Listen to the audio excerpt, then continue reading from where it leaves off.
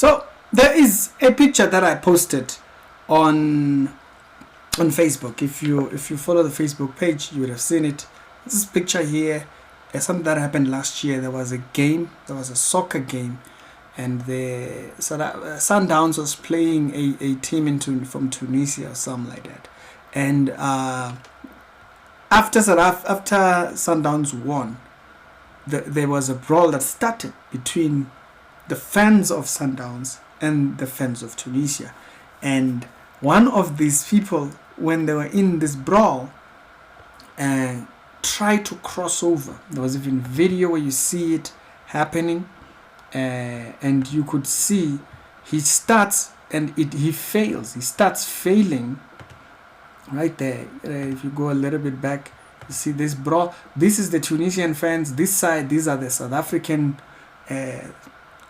Sundowns fans. So they are fighting with these Tunisian guys, and these Tunisian guys are fighting with the other guys on the other side. So they are fighting with these guys and those guys.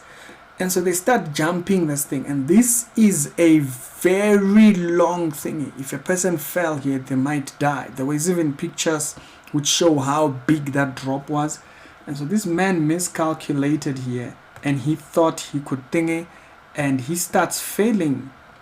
And you can see, like, this is like 3 floors up.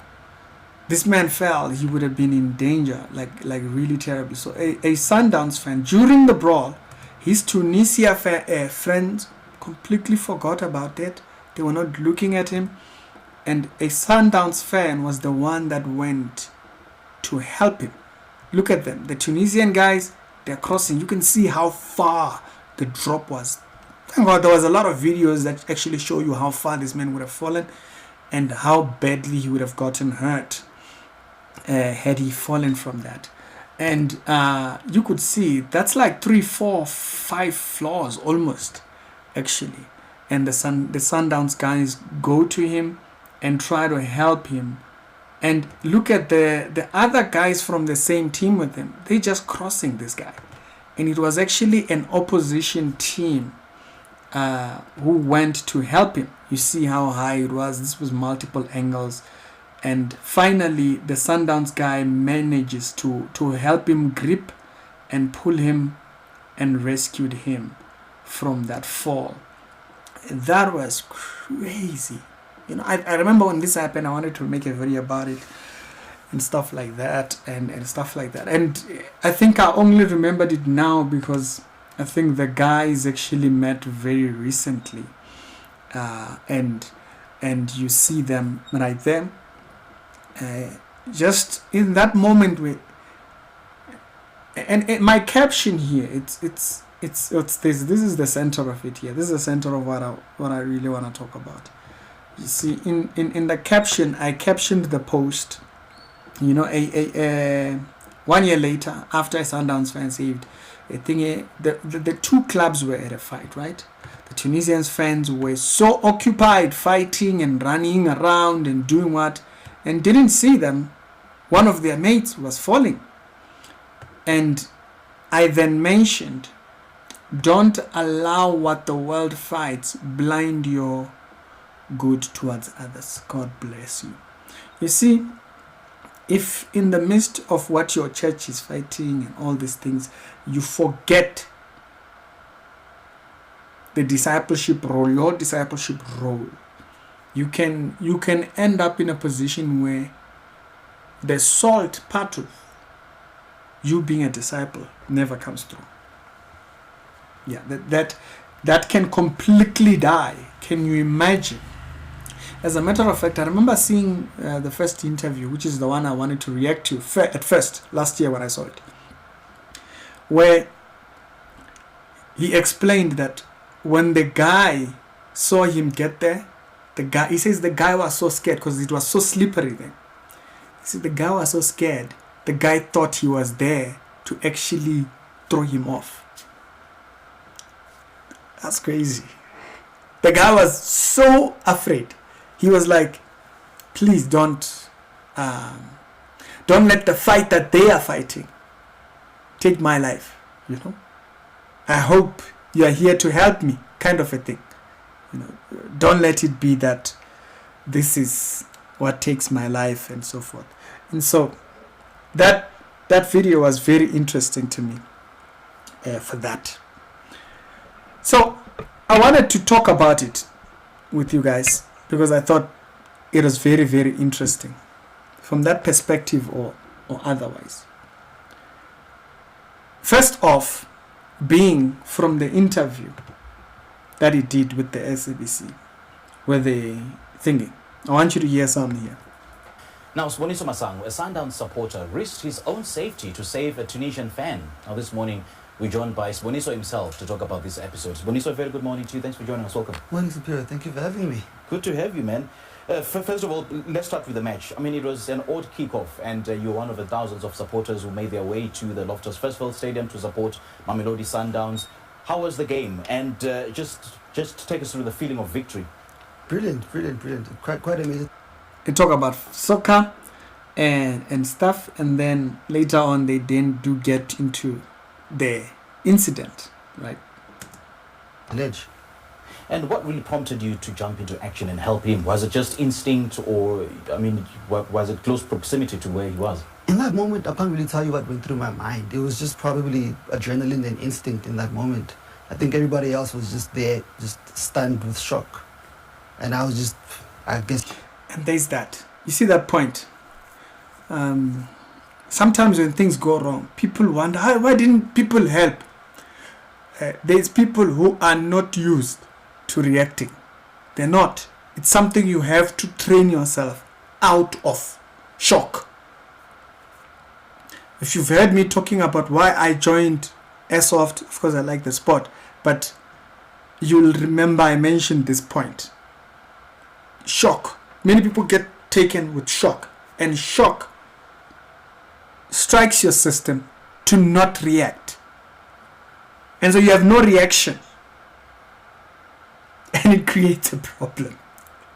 Because now, when you have to be at your best performance, you're not. Because you're struck by the shock and the reaction. So there's a lot of people that just don't react. You have to train yourself. You have to see, like imagine, there's a lot of people, when they see blood, they won't help. They'll just stand still. But you see, that's why you have nurses and all these people. They are trained. When they see the shock, they react. And they are able to help. So I thought that was very interesting that he mentioned that. It's just instinct to just say, hey, someone could die right now, and I just ran. I mean, anything could have happened. He was on the 5th floor of the stadium. That was like top tier level of this particular stadium. Top level. If you just look at the visuals and the angle at which this particular person was, I mean, anything worse would have happened. So how did the other fans around you react during that moment? Did anyone else come and assist you? No, immediately as I got to him, I grabbed his forearm, and he immediately said to me, please don't let go. I have 3 kids. And I immediately started screaming to the other fans and said, hey, help. If you see in the video, I'm calling for help, and none of the Esperance fans still came to help. And in that moment, I realized it's just me and him, and we just managed to figure it out. That's the part that I wanted to play. You see, this is how we ought to treat our interactions in everyday life. You see, the person you might want to help, you might be the only one there to help them. Yeah. You see, you might be the only person there to help that individual. I'll never forget, there was a woman who has been attacked on social media and stuff like that. And there was a video, if you watch my video to Ronaldo Holtz, you'll have heard me mention this thing, that there was a video I made defending the lady, because the lady who owned the school was not in the school. She hired some people, they were doing dodgy things, and so and there were people that were attacking the owner of this thing. And me and Ronaldo were one of the only people that actually made a video defending the lady. Everybody else was just letting it happen, just ripping. And so later in the late years, she called me. I found her on Facebook. She found my page. And she said, "Hey Ricky, I saw your page on Thingy. I didn't know you were also on Facebook." So I'm like, "Oh yes, I do have this one," and it had just started growing. And she said, "Yeah, I wanted to talk to you because I don't think you know how much it meant what your defense did." She says, "It was so important hearing you echo those words."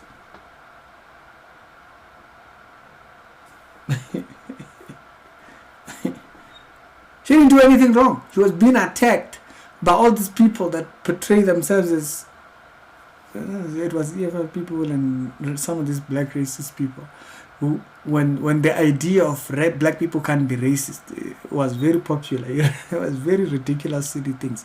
It's very weird. See that point? You might be the only person there to help that person. If you are preaching the gospel to someone, you might be the last person to reach that individual with the gospel. See, that man, when he was there to help that gentleman, he might have tried to get other people involved, tried to get other people to think. He was the only person there. He was the only person. Everybody else was occupied, fighting what they're fighting, what and all. You might be the only one doing that. So this is why we must take our everyday life service to God. Because you do things differently when you know you're doing God's service. You do them differently. You have a different mindset, different approach. When you know I'm doing this in service, everyday life, you must take your everyday life. You are a till operator, you are a teacher, you must remember your everyday life is a service back to humanity. If your everyday life is you getting paid, you are a speaker, you only go where you are paid. You see, at that point, you're nothing but a salesperson. Sad. You're a very sad person. How is that? Go get your money. But if your life has no point of service, like even in your everyday life, I think people tend to think service only in church, clean the chairs, clean the what, giving in church. That's all they think. There's service in everyday life. When you read the armor of God in Ephesians chapter number 6, be very careful, because what he's talking about is warfare in everyday life. He's not talking. People have turned that thing to a prayer thing. So when we are praying, that's not even a prayer thing. That is an everyday life. I've made a video here on this channel where I was talking about where I spoke about that, where I spoke about a wrong interpretation of Ephesians, and I made that particular point very clear. This is very important. We understand, because at the end of the day, if we don't, it's going to create, when the Bible speaks about the armor of God, I hope to find that verse. I hope to find the video. There was a video that I made where we gave the interpretation. Yeah, I think right here. Let me show you this is the video right here. This video. Go check this video and you will see someone downloaded it. I think he downloaded it from I didn't even see that it's on my video. I was just wondering why doesn't it have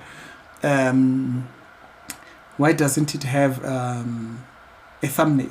So Church Hub downloaded this video when I was on Facebook Live, where we were giving the interpretation for Ephesians. Go read that chapter, or go watch this video and you hear the interpretation for Ephesians chapter number 6. It's everyday life. It's describing everyday life. Yeah, go watch it from his page. I'll maybe, if I remember, I'll put it in the pinned comment or in the comments below. Just check there, or the description. I'll put Church Hub's video, because I don't even know where mine is. I don't even remember. So watch it from Church Hub. And so it's an old study. We did that 2 years back. Everyday life is ministry. Everyday life is us saving back. At that point, it might just be you. So do your job diligently. There's no time to be chief ministry. Your life is a life of service. And I hope you adapt that mindset. Yeah, if you've noticed, this year we are very focused on discipleship. Almost every video, I'm bringing out the subject of how discipleship must be done. I would have just taught it. You heard me teaching just principles. Nowadays, you hear me highlighting discipleship. And I'm using these stories also as highlighting discipleship. It's very important we have that framework. It's not just when we're in church, our everyday life reflects it. It's tricky, and I hope that benefits you very well. And so, shout out to that man. At that moment, it was so important. And you say, stop. If you keep fighting all these political fights, you keep fighting, there is a war that's happening that you're not aware of. And you are not at the place where you ought to be. You are busy fighting all these funny wars. You're there protesting Julius. He's some silly things. You're there busy protesting things that have no use. You are not at your place of service. Be very careful. Fighting what the world wants you to fight, and you miss your place of service. He was at a soccer game, but at that point, heaven wanted him to be there to save that man's life.